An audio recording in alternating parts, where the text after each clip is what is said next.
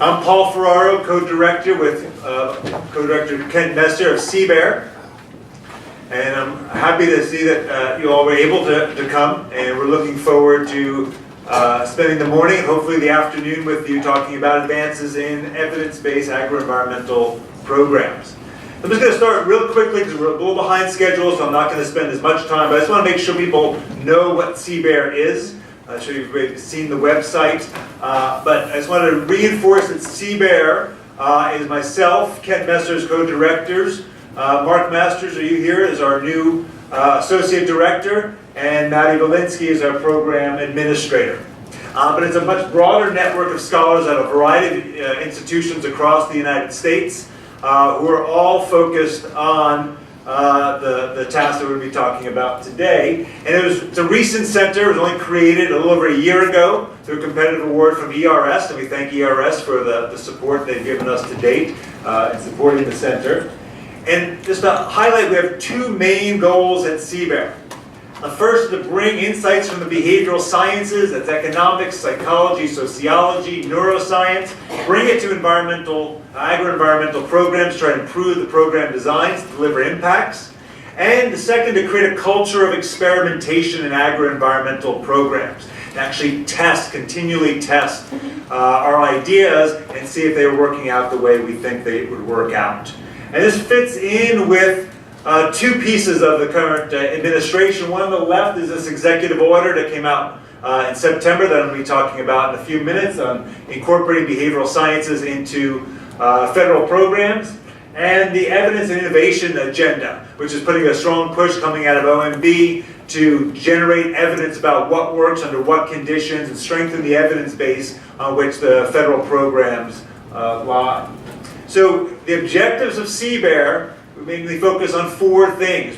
One is to collaborate with agro-environmental programs to improve program delivery and impacts. And this way we're very different from other research centers, that we're not working in parallel with programs, we're actually working within programs. And so we're seeking collaborators from within USDA and its partners to incorporate behavioral science insights and to test them with experimental designs. We organize workshops like this one today. We also work on capacity building in the academic realm to try to, particularly among young scholars, to bring up their capacity to do behavioral and experimental work and to collaborate with program administrators to help improve programs. And we disseminate the evidence that comes out through a variety of means, and Kent might have mentioned a few of those. But our main goal is to try to create this culture within USDA, state partners, local partners of ask, test, learn, and adapt. And asking what are the main problems, coming up with hypotheses, ideas that we want to try out, testing them carefully, weighing the evidence and seeing which new ideas actually work under what conditions, learning from those experiences, and then adapting our programs, and then moving on, asking more questions, testing, learning, and adapting. And today we're going to be focusing a lot on that testing, if you're going to stay for the afternoon session, and learning through systematic reviews. Just for those of you who are not familiar with the behavioral science aspect of what we work on at CBEAR, there's been a lot of research coming out of a lot of fields in the last few decades showing that a variety of small or insignificant on the surface features of the decision environment lead to very big changes in behavior. So things that we often neglected in terms of from whom are the messages coming, how we actually frame or structure the incentives, how we communicate social norms, what defaults we have in our program in terms of where we start and where we're trying to end. All these things have been shown to matter immensely in a variety of contexts. And these insights are starting to be incorporated into policies and programs at the federal level. And I just want to mention one context where this idea of asking, testing, learning, and adapting is critical. Is just recently, your Secretary of USDA announced the year's worth of results from the climate building blocks for climate smart agriculture and forestry. And there's a big push on communicating to farmers and ranchers and producers in the United States about climate change. And the messages, not surprisingly, are coming from USDA. But if you look at some of the research that's been done where people are looking at the opinions of producers in the United States, here's a survey of 1,300 farmers asking, who do you trust for your information about climate change? And you can see that in terms of those who somewhat or strongly trust, the source of federal government is down near the bottom, better than the media, but not anywhere near farm groups and scientists. So one question you might ask is, in these climate programs, might it be useful to rely on other groups to communicate our messages? And one can test that. And Kent, when he talks about some of the stuff that CBEAR is doing, we'll talk about some of the tests that we're doing in the climate change arena with USDA, working on messaging and outreach. How do we effectively connect with farmers, and then trying to learn from that and adapt programs accordingly. Given time constraints, I'm going to skip this other example, but this is an example that's gone full cycle at GSA, where they wanted to see if they could improve their procurement process. The online procurement process where people have to self-report their sales, the people that are selling to the government, and they get charged a small fee based on what they're self-reporting. So there's an incentive, perhaps not to tell the truth in your self-reports. And one idea that came from the behavioral sciences is, what if we ask people to certify up front when they report their sales that this is a true and accurate portraying of your sales? This is a very mild change, almost costless to do. It comes from research showing that when people have to commit in public to a particular behavior or a particular report, they're more likely to comply and tell the truth. And importantly, they did this, not just scaled it up and then tried to figure out if it's working. They ran it as a test, an experiment, where some sellers saw the original design for procurement, where they just reported their sales, and some had to confirm in advance that what they were writing down in those boxes was true and accurate. And what you can see is it generated about 1.4 million extra in reported sales, which led to more fees for GSA, 6% higher total payments from just a small change in the decision-making environment. And importantly, they adapted the program as a result of this evidence that came forward. I'm going to skip that. So I just want to talk about what we're going to do today. So the morning's agenda, we're going to talk about the Obama executive order, incorporating behavioral insights and implications for USDA in particular. Kent's going to talk about insights from ongoing CBEAR-USDA collaborations, just to give you a brief idea of the sorts of things we're doing right now. Then we're going to be awarding the CBEAR Prize for Agro-Environmental Innovation. And then we're going to have a lunchtime with Speaker Steve Henn, who's going to be talking about experimentation and evidence that's been going on in business and spilling over into the government sectors.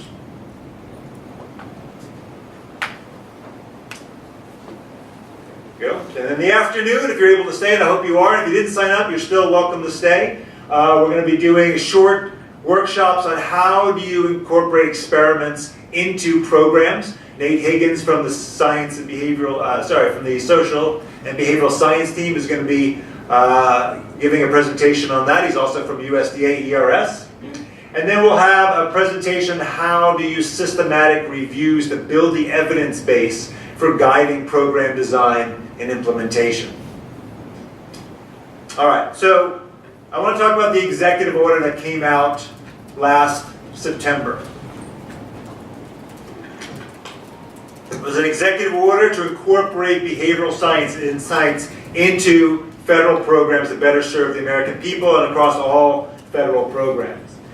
And the motivation was that we have these persistent policy challenges, right, throughout the federal administration, from loan repayment, unemployment. Within agriculture, we have these persistent questions about additionality, persistent questions about, are we changing the amount of pollution that's going into our waterways?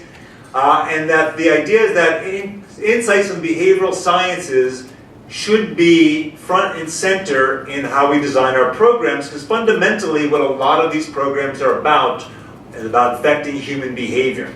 And we have all these insights on how to best affect human behavior that are currently not being incorporated into our programs. So there's 4 main insights or arguments that's coming from this directive. One, a push to identify programs where applying behavioral science insights can yield substantial improvements. Two, develop strategies for applying behavioral science insights to programs and where possible, rigorously testing their impact. We'll be talking about that later today, how do you rigorously test it. And at the end of this presentation, I'll give you some ideas of where to go for doing these actions that are being encouraged by the federal government. Recruit behavioral science experts to join the federal government, so start hiring behavioral science experts within the federal agencies. And strengthen agency relationships with the research community, CBEAR being one of those examples in the agro-environmental context. And there's 4 areas of focus to the memo. So the first is streamlining access to programs. Sorry, not the memo, the executive order. Streamlining access to programs. Improving the presentation of our information. Structuring and presenting choices carefully. And leveraging both financial and non-financial incentives. All right, those might seem quite obvious. I'm going to give you some ideas of what is actually meant by the executive order in these different contexts. And so here's the quote about program access.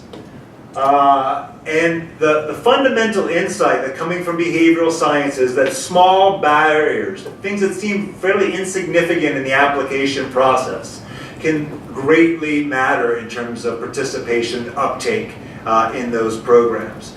So there's a big push that's coming out of the executive order to remove administrative hurdles, shorten wait times, simplifying forms. And here's an example from a test that was done in the financial aid context, where there's a 7-page financial aid form. It's not a huge burden, but there was a concern that it was enough of a burden that people weren't applying for financial aid that were eligible.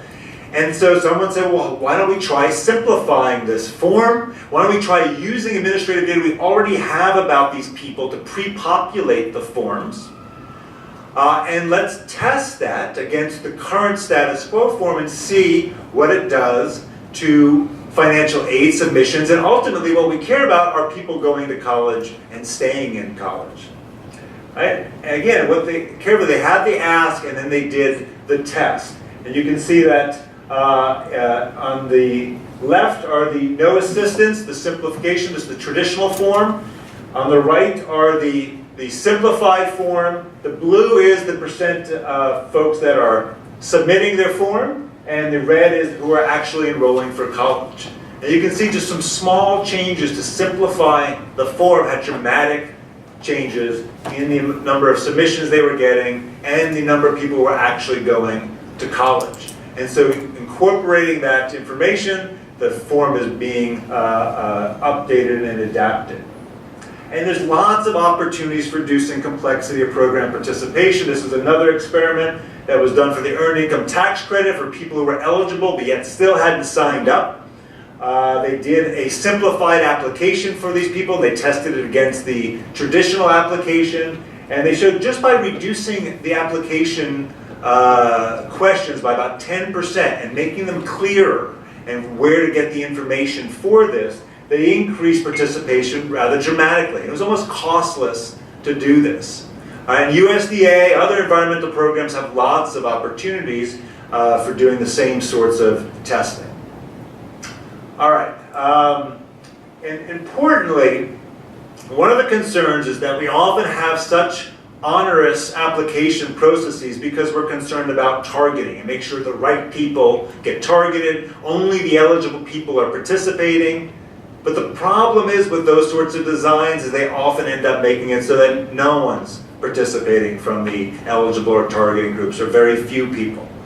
And so I just have some forms here if you want to do an endangered species voluntary program as a farmer. These are just a few of the pages of the 17 pages of rules and obligations and criteria that people have to meet in order to participate.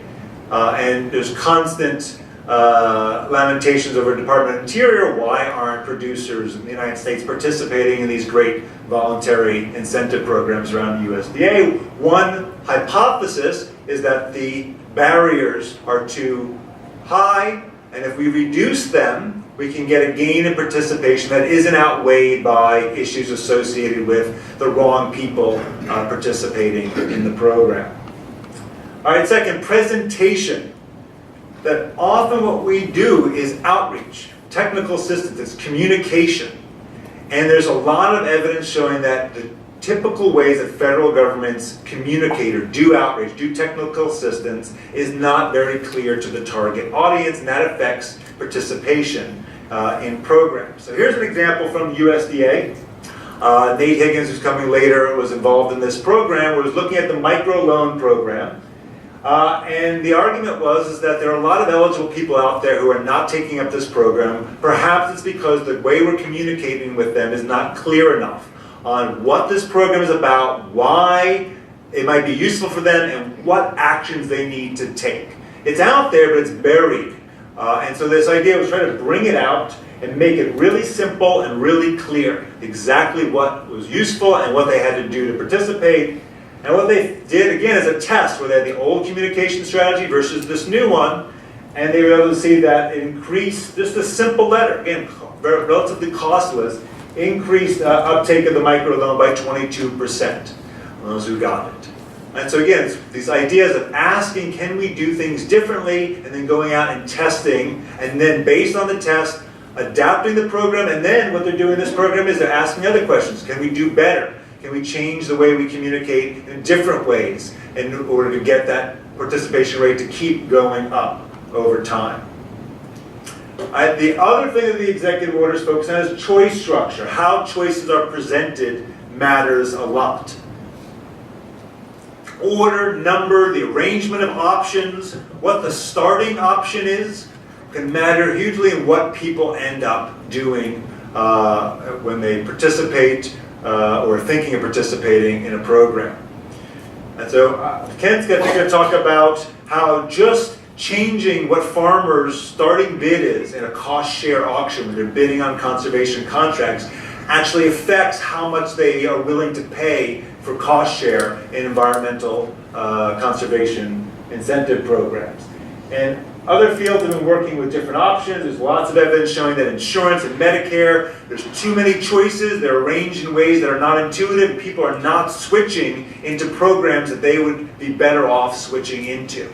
So there's work now trying to change the way the choices are structured and presented, oriented. Down here I've got just the Conservation Reserve Program Environmental Benefit Index calculation, one of the pages for this. This is a classic example of how defaults might matter.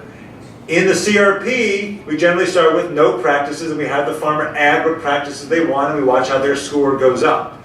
An alternative is to start with all the possible practices that they were eligible for, and let the farmer remove the practices they don't want.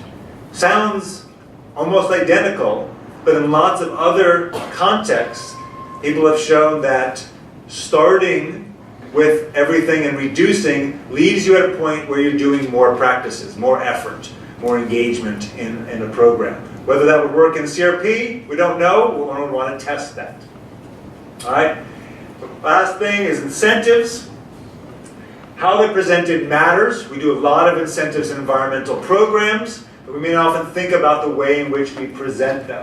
And so here are just two examples from the behavioral sciences that are coming from experiments people have done in other domains, where how you frame the incentive, you frame it as a gain, you receive $100 for every acre you enroll up to 100 acres, can lead to different behavior if you compare it to if you frame it as a loss. You receive $10,000 for enrolling 100 acres and reduce your payment by $100 for every acre less than 100. Nothing has changed about the program, it's just framing the incentive differently. Are you losing by putting fewer acres in? Are you gaining by putting more acres in? People have found in manufacturing plants, in schools, online labor experiments, people yield up to 6%, 7% more effort when it's framed as a loss than when it's framed as a gain. Other one is that people have found in a variety of contexts that people respond more to an immediate price reduction than they do to an equivalent tax credit or rebate. And so it's the same thing, it's $100 off of what the cost is for something, but having it come off immediately versus saying you'll get a rebate after you pay the full amount or a tax credit, leads to dramatically different take-up rates. Let's skip those. So how do you go about trying to incorporate what this executive order is encouraging you to do? CBEAR is one option. ERS has a variety of behavioral scientists working on experiments and incorporating behavioral insights into USDA programs. You can contact folks there, and some of them are here. Dan Hellerstein can connect you to folks in ERS. And the Social and Behavioral Sciences team, which is a cross-agency group that's chaired by the Office of Science and Technology Policy. Nate Higgins is going to be here later from that organization, is also tasked with helping federal agencies incorporate or enact the recommendations from this memo. All right. And with that, I'm going to turn it over, given we're a little bit behind, and we want to move forward with Kent Messer talking about what CBEAR has been doing lately with USDA. Thanks.